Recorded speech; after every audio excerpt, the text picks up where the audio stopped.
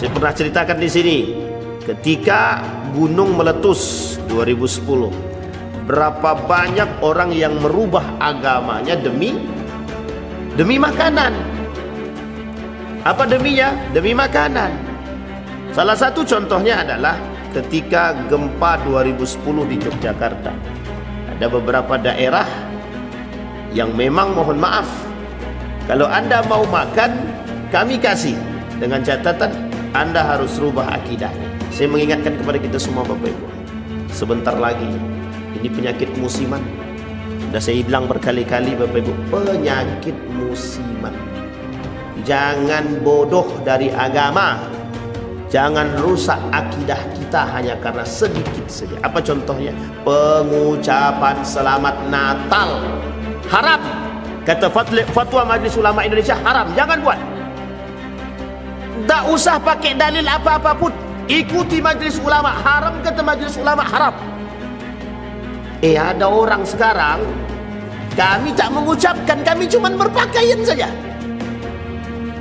Wa huwa ma'ahum, mereka bersama dia. Assalamualaikum warahmatullahi wabarakatuh. Bapak ibu abang kakak adik jamaah dimanapun berada.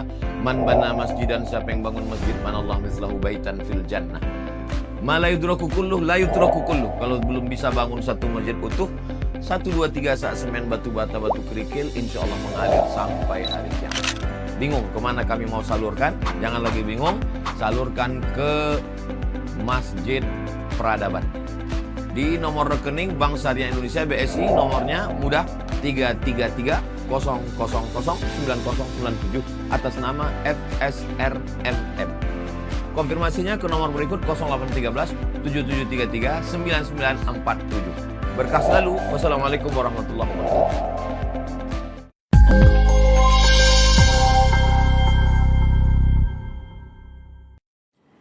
Penyimpangan atau 5 penyebab atau 5 sebab penyimpangan akidah. Kita beragama dan kita juga bersyahadat. Syahadat itu gerbang untuk masuk ke dalam agama. Kalau rusak dia syahadat, maka rusak agama dia. Maka agama kunci untuk menjadi orang beriman. Rusak agama, rusak iman. Atau lebih tepatnya, rusak syahadatnya, rusak iman, rusak Islamnya atau agamanya, maka rusak imannya. Dalam kata lain, Allah sebut di dalam Al-Quran, orang yang rusak syahadat dan agamanya, Allah tak mau terima amal ibadahnya. Itu yang paling penting. Kalau cuma tidak diterima aja tidak ada masalah Ustaz. Ya, tapi kalau Allah bakar, Allah sebut dalam Al-Quran, Allah hapus, habitat a'maluhum, dihabiskan oleh Allah, dihanguskan oleh Allah. Tetapi ada penyebab yang membuat iman seseorang itu tidak diterima oleh Allah. Ada penyebab keislaman seseorang itu tidak diterima oleh Allah. Ada penyebab syahadatnya seseorang itu rusak. Dan ini yang disebut dengan 5 sebab penyimpangan akidah. Karena apa? Karena salah satu diantaranya terjadi penyimpangan.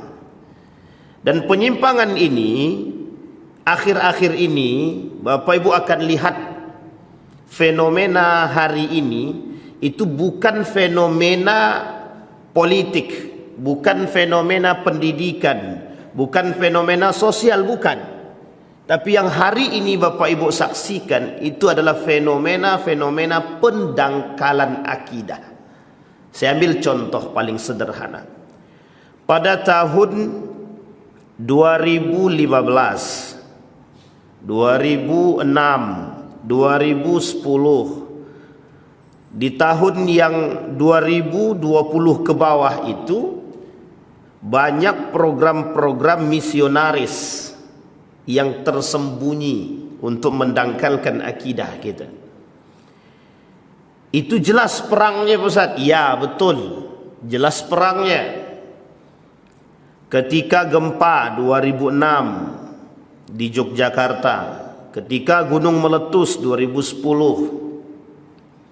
kemudian ketika misionaris di Salatiga, ketika Magelang, ketika Semarang, ketika Malang begitu banyak pendangkalan-pendangkalan akidah yang terjadi dengan berbagai macam model. Tapi model serangannya, model perlawanan mereka itu zahir.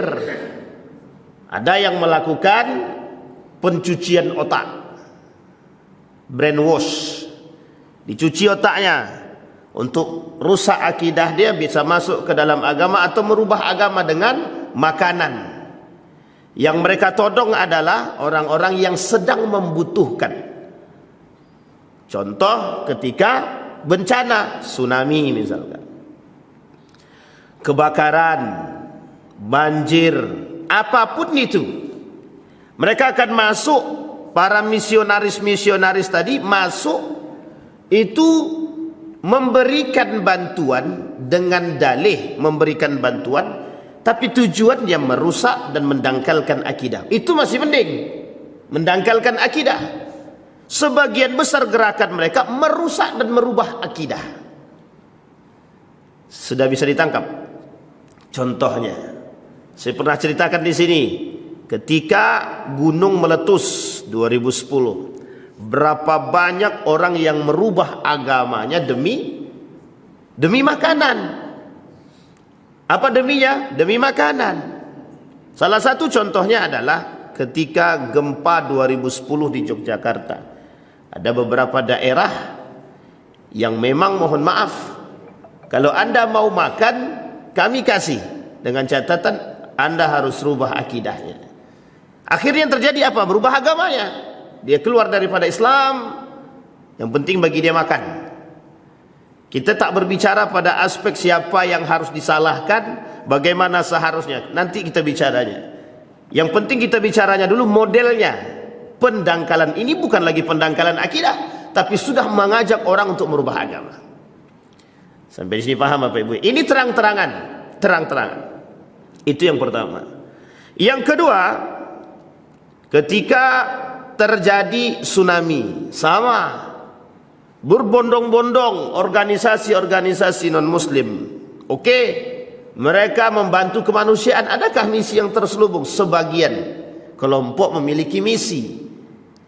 Maka Bapak Ibu sekalian yang berbahagia, kalimat di dalam Al-Quran itu sangat-sangat kental. Walan tarda ankal yahud walan nasara hatta tattabi'a millatahum. Yahudi, Nasrani tak akan pernah senang dengan kita sampai kita mengikuti agamanya. Ulama tafsir mengatakan ini terkhusus pada kondisi ketika itu. Tetapi sebagian ulama tafsir yang lain seperti ulama kontemporer mengatakan bisa kita lihat betapa pengaruh dua tersebut, baik Yahudi dan Nasrani, dalam merusak akidah itu sangat kental. Yahudi punya misi merubah akidah, merubah agama. Yahudi punya misi untuk mengembalikan agama millah Ibrahim. Agama Ibrahim itu sesat, karena tak sama lagi agamanya Nabi Ibrahim dahulu dengan yang sekarang yang dimaksud oleh Yahudi, tak sama. Tapi tujuan Yahudi hari ini mengembalikan agama Ibrahim. Jadi siapapun agamanya, apapun agamanya, maka tujuan Yahudi hari ini adalah mengembalikan agama millah Ibrahim. Agama Ibrahim. Yang kedua, Nasrani. Mereka punya gerakan khusus, misi namanya, yang disebut dengan misionaris. Nah, misionaris ini itu bertujuan untuk apa? Ada tujuan, ada mengajak orang untuk masuk ke agama itu. Apa caranya yang mereka lakukan? Inilah yang kemudian kita sebut, yang hari ini kita sebut dengan penyimpangan akidah. Salah satu model yang akan mereka lakukan untuk membuat kita bisa pindah daripada agama. Karena mereka tak langsung ajak kita pindah. Yang diajak oleh mereka adalah pendangkalan. Pendangkalan itu apa? Hari ini dalam perang fisik tak ada, tapi dalam perang pemikiran ada. Perang pemikiran itu kita berperang dengan akal. Kita berperang dengan fikiran hari ini. Jadi kita melawan siapa sekarang? Fikiran kita sendiri. Kita melawan siapa sekarang? Kita melawan bahasa. Kita melawan siapa hari ini? Kita melawan diri kita sendiri. Melalui apa? Jaringan-jaringan mereka. Inilah yang disebut dengan perang pemikiran. Di dalam perang pemikiran itu Bapak Ibu, ada setidaknya 4 model.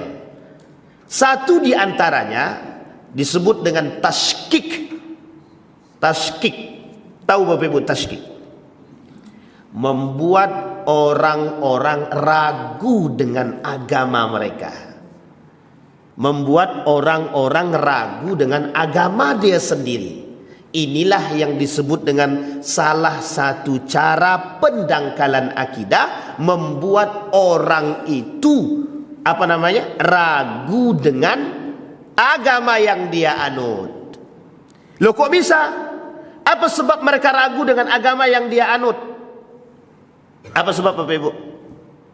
Kalau bahasa spiritualnya kurang iman, Ustaz, betul. Orang yang membuat mereka ragu dengan agama mereka, kalau dalam bahasa spiritualnya adalah kurang iman. Tapi ada bahasa yang lain yang lebih, ada kebodohan. Apa penyebabnya? Baik. Maka poin pertama, kata para ulama, poin pertama yang bisa terjadinya penyimpangan akidah pada diri seseorang, kebodohan terhadap akidah yang benar. Kita ambil contoh. Ada orang mengatakan bahwa Muhammad itu penipu. Bapak Ibu setuju atau tak setuju? Jelas tak setuju. Yang di sini tak setuju. Sekarang saya rubah kalimat itu. Kata dia, kenapa sih haji itu cuma 1 kali dalam 1 tahun? Apakah ada dalil dalam Al-Quran yang mengatakan haji itu harus 1 kali di dalam 1 tahun dan di bulan itu? Ada dalilnya dalam Al-Quran? Kalau ada boleh buka, silahkan. Coba sampaikan kepada kita, mana dalil yang berbicara tentang bahwa haji itu hanya ada di bulan Zulhijjah 1 kali dalam 1 tahun? Ada dalil Al-Qurannya? Apa kata mereka? Coba tengok dalil Quran tu. Ini namanya, nanti saya sampaikan. Nama model ini disebut dengan pusaran Al-Quran. Apa maksudnya pusaran Al-Quran itu? Jadi nanti cara mereka merusak kita itu dengan Al-Quran, mendangkalkan akidah kita bukan dengan lisan mereka, tapi dengan Al-Quran yang kita pahami. Kita diminta untuk memahami Al-Quran dalam pandangan atau dalam kacamata kita sendiri. Oke, di dalam Al-Quran tidak ada perintah yang mengatakan haji itu 1 kali dan harus di bulan itu. Tak ada perintahnya dalam Al-Quran, kata dia. Kira-kira mereka katakan begini, berarti boleh dong haji di bulan yang lain dan tidak 1 kali? Kira-kira gimana Bapak Ibu? Boleh? Kalau haji 2 kali dalam setahun mau? Oh, tidak mau? Alhamdulillah. Karena memang tidak ada perintahnya, Ustaz. Ya, sama. Perintah 2 kali tidak ada. Perintah di bulan Zulhijjah pun tidak ada. Secara detail disebutkan dalam Al-Quran. Kira-kira kalau berfikir dengan logika yang ditinggikan, akal kita main, betul apa salah perkataan mereka itu? Betul apa salah? Kalau memang salah, di mana letak salah dia? Allah tak sebutkan Zulhijjah di situ. Kecuali Allah katakan berhajilah kalian di bulan Zulhijjah, kata dia. Itu kata mereka. Yang kedua, adakah dalil yang berbicara solat subuh, solat asar, solat maghrib, solat isya di dalam Al-Quran? Dalil secara detail. Di dalam Al-Quran mengatakan solat subuh, solat asar, solat zuhur, solat maghrib, solat isya dalam Al-Quran. Tak ada. Kenapa tak ada? Pertanyaannya adalah, salahkah Ade Armando berkata demikian? Salah apa tidak? Ini model. yang membuat kita jadi ragu dengan Al-Quran itu sendiri. Apa sebab? Apa sebab? Kenapa kita ragu dengan Al-Quran? Kenapa kita ragu dengan agama kita sendiri? Apa sebab? Karena kita diajak berfikir dengan akal yang pada hakikatnya kita diserang sendiri dengan Al-Quran tadi. Loh, katanya Anda paham Al-Quran. Oh iya, saya ambil lagi. Ada dalil LGBT bagi mereka. Ada dalam Al-Quran dalil LGBT bagi mereka. Tahu Bapak Ibu LGBT kan? Kenapa sekarang itu LGBT itu begitu besar? Itu karena kebodohan kita. Dan karena kebodohan umat Islam terhadap memahami LGBT itu sendiri. Apa kata mereka? Mereka punya dalil kah? Punya. Apa dalilnya? Kalimat zuwaj atau zawaj dalam Al-Quran atau zaujah dalam Al-Quran diartikan oleh mereka dalam ilmu tafsir rasionalis mereka. Apa kata mereka? Ini namanya mentafsirkan Al-Quran dengan metode mereka. Apa kata mereka? Kata mereka adalah menikah itu, di dalam itu disebutkan bukan laki-laki dengan perempuan saja. Artinya suka dengan suka. Kalimat zaujah di situ diartikan bisa laki-laki, bisa perempuan, kata dia. Bapak Ibu tahu yang mentafsirkan kalimat sama dengan lisan saya ini? Itu ahli tafsir S3 lulusan ilmu Al-Quran. Pertanyaannya adalah kalau yang berbicara doktor ilmu Al-Quran, ahli tafsir, dan berbicara tentang tafsir, layak apa tak layak? Layak, tapi yang ngomong itu begitu. Sama halnya yang mengatakan jilbab itu tidak wajib. Yang ngomong profesor loh. Pertanyaannya adalah, ragu tak kita dengan pertanyaan demikian, pernyataan demikian? Sebagian besar hasil daripada perkataan mereka, sebagian yang fanatik terhadap dia, yang percaya dengan perkataan dia, dan yang percaya dengan keilmuan dia, mengatakan apa? Betul yang dikatakan mereka. Karena apa? Karena yang berbicara ahlinya. Pertanyaannya, apakah semua yang saya sampaikan tadi itu benar dalam pikiran agama Islam yang sesungguhnya atau tidak? Oke, itu akidah Bapak Ibu. Itu dah kaitannya dengan akidah. Yang mengatakan jilbab tak wajib, rusak anda akidah kita dibuatnya? Rusak Pak. Yang mengatakan Al-Quran itu buatan Muhammad, kalau kita percaya rusak. Pertanyaannya, ada ndak orang yang percaya dengan perkataan mereka? Ada. Bahkan mohon maaf, yang mengatakan bahwa LGBT itu punya hak dan terdapat dalam Al-Quran haknya, dan mereka bebas melakukan itu sesuai dengan keinginan mereka, itu yang ngomong siapa? Mereka yang ahli di bidang Al-Quran, S1, S2, S3, lulusannya ilmu Al-Quran dan tafsir. Coba. Pertanyaannya, itu ibu tadi katakan, sesat tak tu sesat gitu. Makanya Bapak Ibu, ketika kita mendengar di Pekanbaru ini ada kajian bersama Dr. Mustafa Umar tentang tafsir Al-Quran, itu sangat penting sekali. Saya punya buku Bapak Ibu, judul bukunya itu Tafsir Sesat namanya, karangan Fahmi Salim. Itu kalau Bapak Ibu lihat, ratusan bahkan ribuan kesalahan-kesalahan berfikir yang berada di tengah masyarakat, dan itu sangat sederhana untuk dipahami oleh masyarakat, sehingga banyak yang mengikuti. Jangan salah, kalimat sederhananya, kenapa LGBT itu tersebar luas hari ini? Karena begitu lemahnya cara kita menangkal LGBT tersebut. Sampai mereka katakan apa? LGBT itu bukan penyakit, tapi haknya orang-orang untuk melakukan demikian. Kalau kita dah berbicara hak, susah, kata susah. Hak asasi manusia loh. Nak memilih jadi apa, dia mau jadi perempuan, dia mau jadi laki-laki, dia terserah. Masih ingat Bapak Ibu kasusnya? Yang berangkat umroh itu transgender, syabbahar rijal bin nisa wa sabbahan nisa bin rijal, la'anallah, Allah laknat, tapi dia bisa berangkat umroh. Sampai di sini paham? Ini kasus fenomena yang paling sangat harus diperhatikan. Kalau sempat kita meyakini kebenaran perbuatan tersebut sekalipun ditutupi dengan keumrohan dia, itu rusak akidah kita tuh. Coba bayangkan. Karena apa? Poin pertama, kata para ulama, yang bisa melakukan, yang bisa menjadi sebab penyimpangan akidah seseorang, kebodohan terhadap akidah yang benar. Sampai di sini paham Bapak Ibu?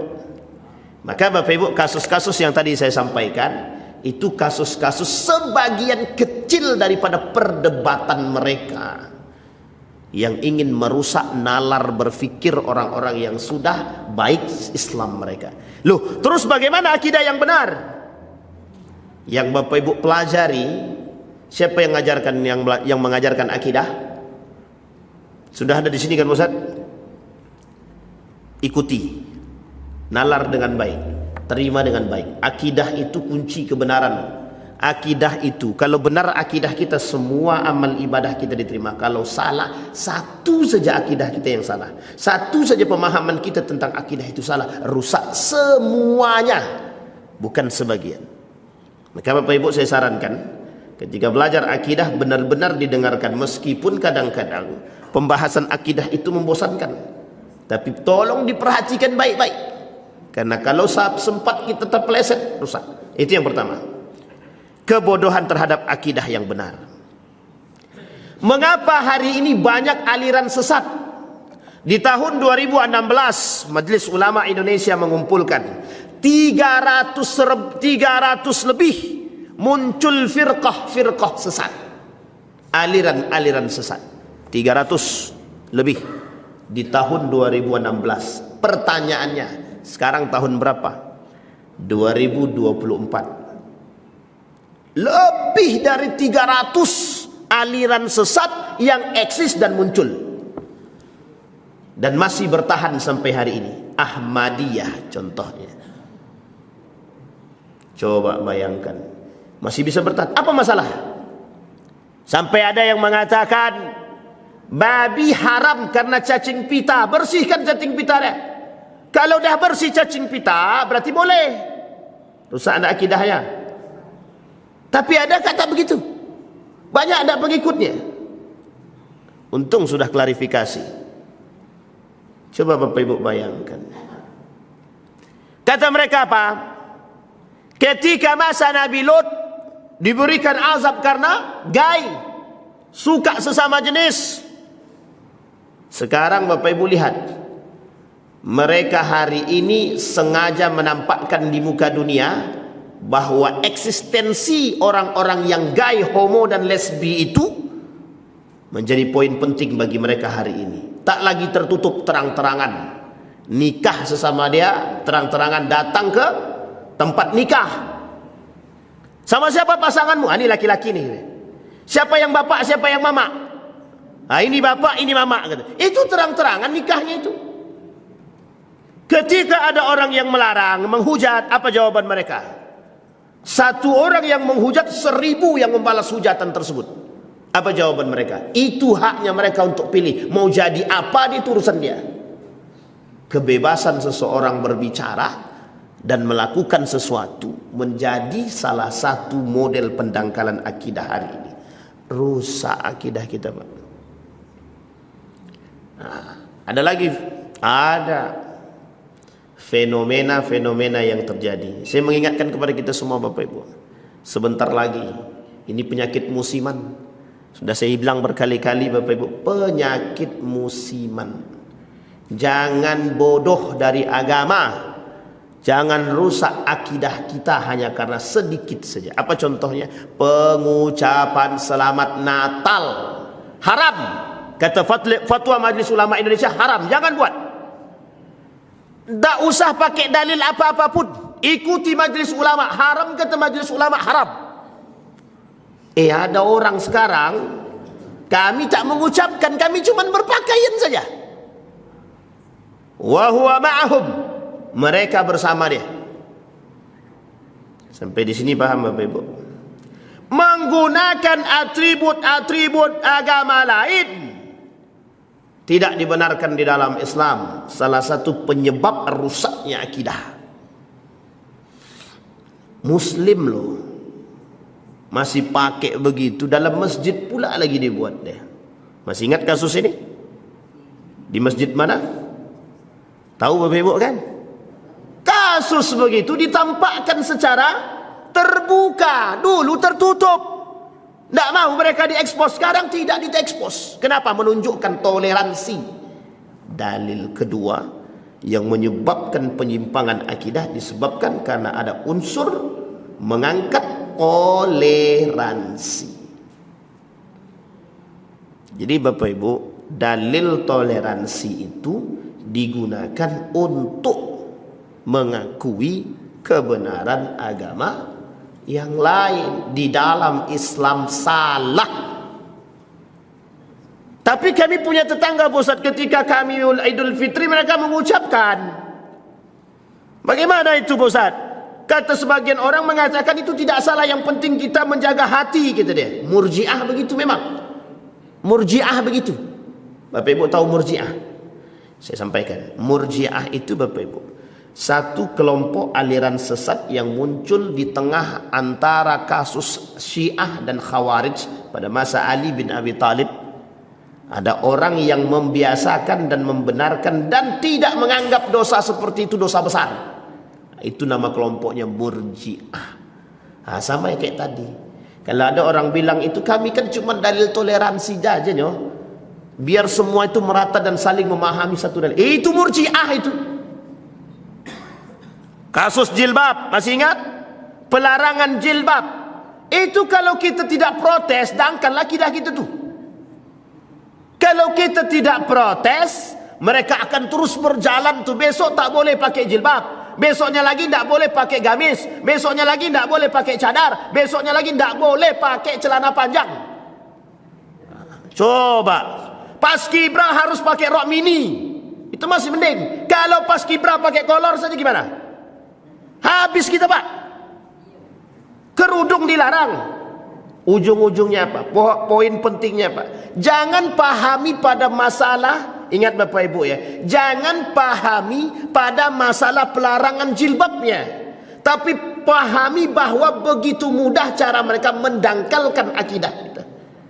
Dalilnya apa? Kalau seandainya kita terima, maka mereka akan mengatakan bahwa berhasillah mereka untuk mengatakan jilbab itu tidak sakral bagi orang beriman. Dangkal apa tak dangkal akidah kita buatnya?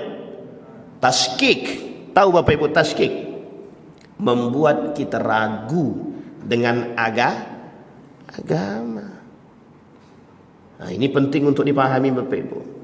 Dan ini kasus harian ini Bapak Ibu. Kasus hari-hari yang kita terima, yang kita dapat. Dan ini sudah banyak. Makanya saya katakan Bapak Ibu semua, program mereka untuk mendangkalkan akidah kita itu melalui apa? Melalui kebodohan orang-orang terhadap agama. Kita ambil contoh kasus terorisme. Alumni pesantren bisa menjadi teroris, apa alasannya? Salah satunya adalah setelah dilakukan penelitian, kurangnya pemahaman terhadap agama Islam itu sendiri. Bisa Pak alumni pesantren? Lah pertanyaannya, yang jadi liberal banyak jadi pesantren? Banyak juga yang jadi liberal itu. Yang dari pesantren saja banyak yang jadi liberal, apalagi yang tidak dari pesantren. Sampai di sini paham Bapak Ibu? Poin pertama, pendangkalan akidah. Sudah bisa dipahami Bapak Ibu? Poin pertama, kebodohan terhadap akidah yang benar. Maka tak salah ketika Bapak Ibu mempelajari akidah, minta untuk diberikan akidah atau dikenalkan terhadap akidah yang benar. Maka kalau kita tak benar, akidah kita rusak. Karena Bapak Ibu berada di antara sekian banyak firqah dhalah. Banyak di antara kita ini aliran-aliran sesat yang pada hakikatnya juga merusak akidah kita. Jadi kalau kita tidak bisa jaga akidah, kita ikut rusak dengan akidah. Kita ambil contoh.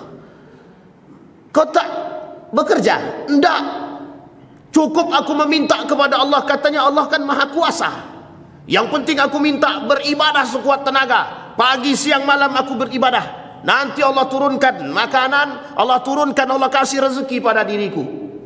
Ada kelompok ini? Ada tak kelompok seperti ini? Apa nama kelompoknya?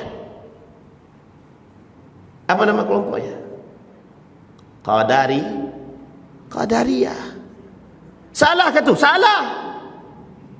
Wabtaghi fima ataka Allahu ad-daral akhirah wa la tansa nasibaka minad dunya. Wabtaghi fima ataka Allahu ad-daral akhirah wa la tansa nasibaka minad dunya, kata Allah. Kerjakan, boleh kau berfikir tentang akhirat, tapi jangan lupa dunia, kata dia. Maksudnya apa?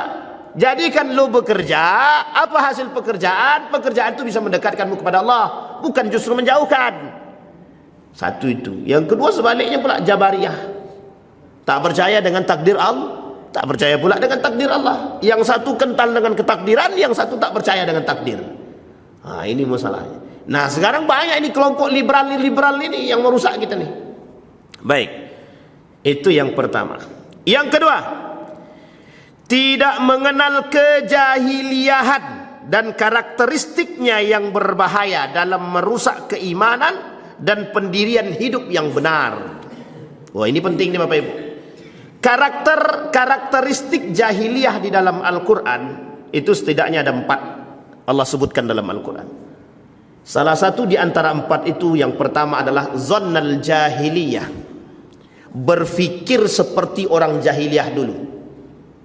Apa maksudnya berfikir seperti orang jahiliyah dulu? Ini saya kasih contoh Bapak Ibu, tapi jangan tersinggung. Jangan tersinggung, karena kalau tersinggung berbahaya nih. Tapi memang harus tersinggung sih memang. Kalau kau tak berobat, kau tak akan sembuh penyakitmu. Itu zannal jahiliyah. Itu berfikir jahiliyah namanya.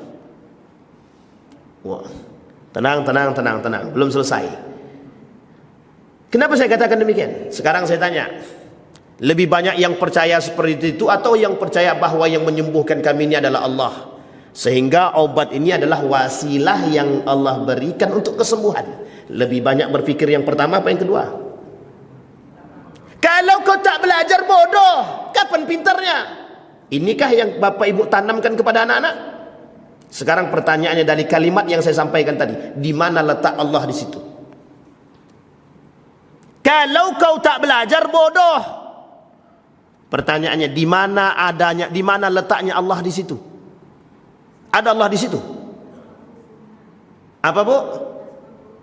Asmaul Husna. Pertanyaannya, kalau kau tak belajar, bodoh, di mana Asmaul Husnanya? Di mana letak Allahnya di situ? Adakah kita meyakini bahwa yang mencerdaskan anak itu, yang mencerdaskan kita adalah Allah? Pernahkah kita tanamkan kepada anak, belajarlah, tapi sebelum belajar berdoalah, karena hakikat yang mencerdaskan kita itu Allah, bukan karena belajar ini. Pernah kita katakan begitu? Allah sebutkan dalam Al-Quran, wattaqullaha wa yu'allimukumullah. Bertakwa pada Allah, akan dicerdaskan oleh Allah. Kita tak. Kalau tak mau belajar, bodoh kau tu, lantaklah. Tak akan naik kelas. Pertanyaannya, ada tak orang yang tidak belajar tapi pintar? Ada tak orang yang belajar mati-matian tapi tak pintar-pintar? Sampai kita katakan, mohon maaf, apa yang kita katakan? Ya gimana kau mau pintar? Belajar malas. Betul apa tak betul? Coba bayangkan. Mereka tak tanamkan akidah dulu kepada anak-anak. Yang mereka tanamkan kepada mereka adalah tentang cerdas atau tidak cerdasnya. Bayangkan sampai sejauh mana bahasa atau pikiran seperti ini yang merusak, sampai membawa dunia pekerjaan. Kalau kau tak belajar, kau bodoh. Kalau kau bodoh, tak dapat pekerjaan. Kalau kau tak dapat pekerjaan, miskin sampai mati. Coba rusak iman kita dibuat mereka. Kalimat sederhana tapi kalimat sederhana tapi dalam sekali tentang kerusakan akidah kita dibuatnya. Dhannal jahiliyah. Hadirkan Allah dalam setiap urusan kita, hadirkan, ajarkan anak-anak itu. Setiap mendapatkan kebahagiaan, kasih tahu sama mereka, nak, ucapkan alhamdulillah, karena sesungguhnya apa yang terjadi pada diri kita ini adalah ketentuan Allah. Pernah kita ajarkan begitu sama anak-anak? Bahayanya, coba lihat, betapa dampak kerusakan akidah kita dari dulu Pak sampai hari ini. Kita diajarkan untuk jauh daripada Allah sudah dari dulu. Coba bayangkan. Salah memang. Begitu keadaan kita. Yang pertama zannal jahiliyah. Yang kedua, ini baru zannal jahiliyah, tapi kita tak usah terlalu panjang memahaminya. Kapan waktu kalau kita ketemu kita sampaikan karakternya secara detail. Zannal jahiliyah. Yang kedua, hukmul jahiliyah. Hukmul jahiliyah. Bapak Ibu tahu hukmul jahiliyah? Apa itu hukmul jahiliyah? Berhukum, berpegang pada hukum jahiliyah. Sekarang saya tanya Bapak Ibu, lebih kuat mana di negara kita nih? Undang-Undang Dasar 1945 atau hukum agama? Ini berat nih permisalannya. Memang begitu. Oke, kita geser undang-undang dasarnya. Lebih kuat mana di tengah masyarakat hari ini? Hukum adat atau hukum agama? Yang berpegang teguh kepada adat jangan tersinggung. Lebih tinggi mana? Hukum adat atau hukum agama? Saya temukan Pak, saya temukan. Di mana ditemukannya? Saya tak sebutlah tempatnya. Tapi ini di Riau lah. Apa kata mereka? Kalaupun kalian menikah secara agama, tapi kalian tak menikah secara adat, kalian tak berhak tinggal di kampung ini, keluar, kami usir. Ini sudah hukum adat. Coba sampai sebegitunya. Lebih sakral hukum nikah hukum nikah hukum adat ketimbang nikah dengan adat ketimbang nikah secara agama. Wah, ini para rusaknya dah parah itu. Udah sampai ke ubud-ubud itu rusaknya itu. Kalau Anda tak nikah secara adat, maka kami tak mau. Bahkan sampai orang tuanya, kalau tak mau ikut adat kami, cari perempuan yang lain, cari laki-laki lain. Ini kalau sempat ada yang begini, itu memang dangkal betul akidah itu. Bukan dangkal lagi, rusak. Sudah rusak itu akidah dia. Ini Bapak Ibu, kenapa kita perlu sampai kebiasaan, tradisi yang salah, kemudian kita pahami. Tapi ada kok Ustaz tradisi yang tidak menyeleweng daripada agama. Kita berbicara yang menyeleweng, bukan yang tak menyeleweng. Sampai di sini paham Bapak Ibu? Pertanyaannya sederhana. Lebih kuat mana hari ini pegangannya? Hukum agama atau hukum adat? Satu. Atau lebih kuat mana? Hukum agama atau hukum undang-undang? Halo, Assalamualaikum. Aman Bapak Ibu? Baik, hukmul jahiliyah. Kapan waktu kalau memang kita ketemu lagi dengan izin Allah kita bahas. Itu karakter jahiliyah itu. Karena dahulu begitu. Nggak ada kalau dahulu enaknya ndak, agama itu belum nampak. Peran agama itu sedikit. Zaman Nabi agama ndak sebesar sekarang. Agama Islam zaman Nabi itu kecil, tapi kecil pengikutnya sedikit, bertahan dan kuat. Memang lawatnya banyak hukmul jahiliyah itu. Banyak. Perbudakan merajalela ketika dihapus sama Nabi, kami tak mau. Jelas tak mau. Kenapa? Karena kalau seandainya budak itu dimerdekakan, siapa lagi yang bakal menjadi pembantu mereka? Nah, ini bahasanya Bapak Ibu. Oke ya Bapak Ibu ya. Itu poin yang kedua. Nah, kapan waktu kita lanjutkan jika kita ketemu tentang masalah karakteristik jahiliyah. Itu di dalam Al-Quran Allah sebutkan ada 4. Baik. Kembali kepada penyimpangan akidah. Yang ketiga. Nah, ini yang paling frontal ini. Ta'asub fanatik.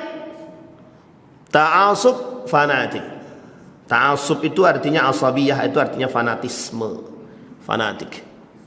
Kata Nabi dalam hadisnya, la taghlu fi dinikum. Kata Nabi, jangan kalian berlebihan dalam agama. Ini Nabi yang ngomong, bukan saya. Tapi kita luruskan dulu pemahaman hadis ini. Yang dimaksud oleh Nabi, jangan berlebihan dalam agama kalau tanpa ilmu. Ini banyak yang beragama berlebihan tak punya ilmu. Itu yang masalah. Yang satu mencaci maki yang lain, yang satu menghujat yang lain, sama-sama tidak berilmu. Kalaupun mereka berilmu, tidak punya adab, tidak punya akhlak terhadap ilmu. Jangan tersinggung. Memang begitu tujuannya. Biar paham kita, Pak. Jadi penyebabnya begitu. Fanatisme membuat seseorang itu rusak. Kita ambil contoh. Ada satu orang alim. Yang satu orang alim ini, oleh pengikutnya, begitu ta'asub mereka terhadap orang alim ini. Kalau kita mengkritik orang alim ini, kita dikritik balik. Bahkan lebih parah kita dikritiknya lagi. Sekarang saya tanya, orang alim ini manusia atau malaikat? Mungkin salah apa tak salah? Apa sepanjang hidup dia betul terus? Malaikat berarti dia. Mungkin tak dia salah. Pertanyaannya mungkin apa tak salah?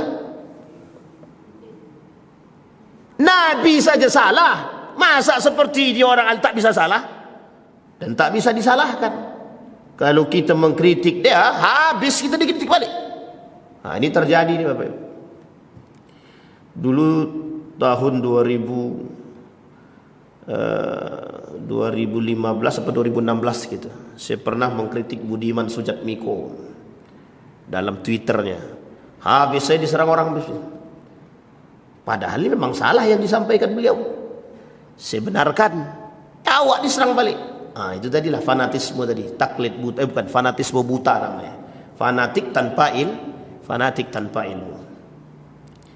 Yang uniknya lagi, kadang-kadang yang kita fanatikkan itu orang-orang yang tidak berilmu. Nah, ini kan banyak kasusnya sekarang nih. Ada orang yang mencaci orang lain, dihujat, dikritik oleh orang. Oh, banyak kritikan baliknya. Itu wali gitu deh. Jadi kalau wali bebas mencaci maki orang. Kan begitu bahasa sederhana kita. Makanya Bapak Ibu, di dalam kitab itu ada pembahasan khusus itu namanya. Auliyaur Rabb, Auliyaur Rahman, Auliyaus Syayatin. Itu judul bukunya begitu. Walinya wali Allah dan wali setan. Dan itu dibahas khusus itu dua-duanya itu.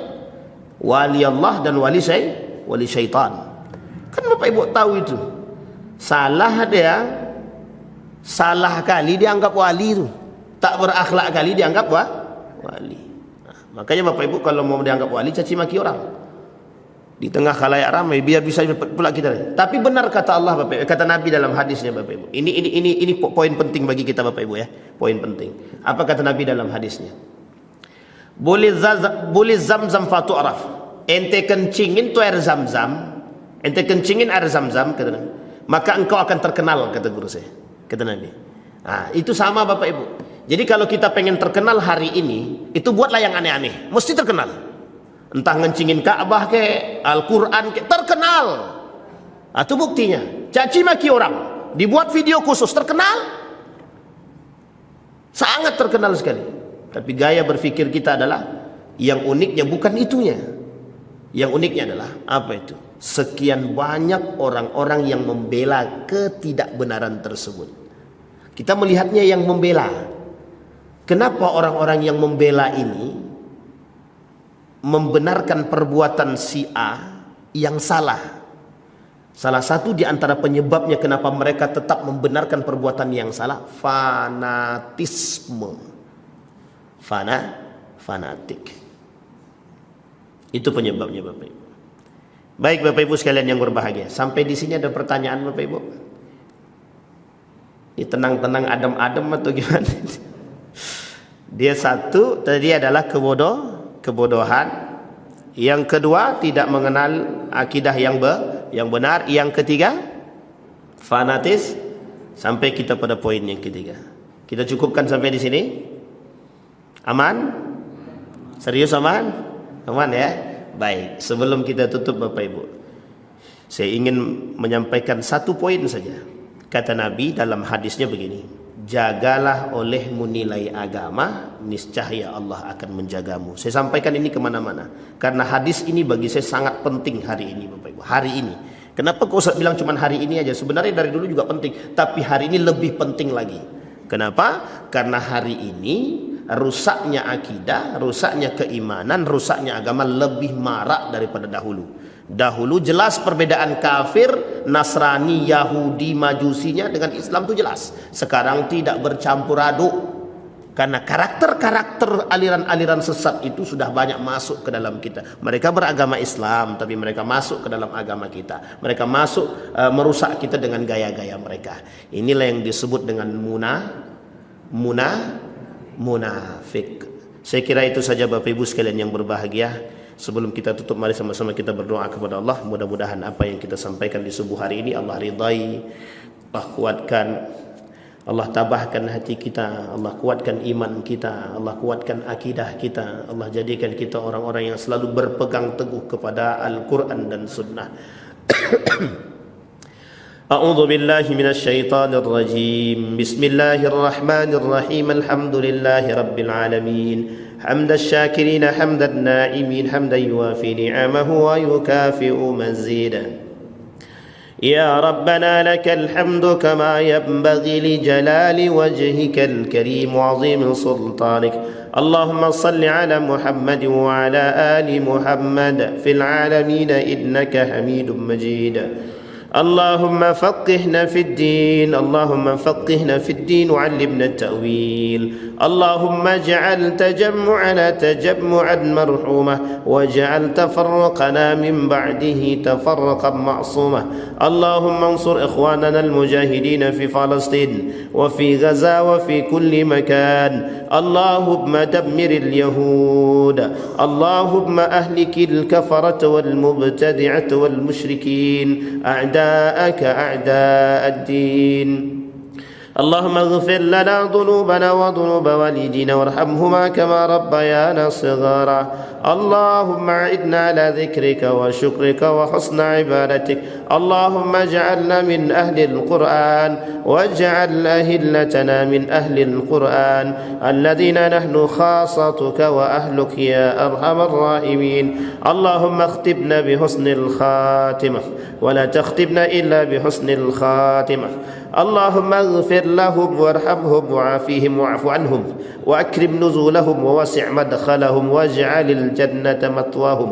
ربنا آتنا في الدنيا حسنة وفي الآخرة حسنة وقنا عذاب النار. سبحان ربك رب العزة عما يصفون وسلام على المرسلين والحمد لله رب العالمين. السلام عليكم ورحمة الله وبركاته.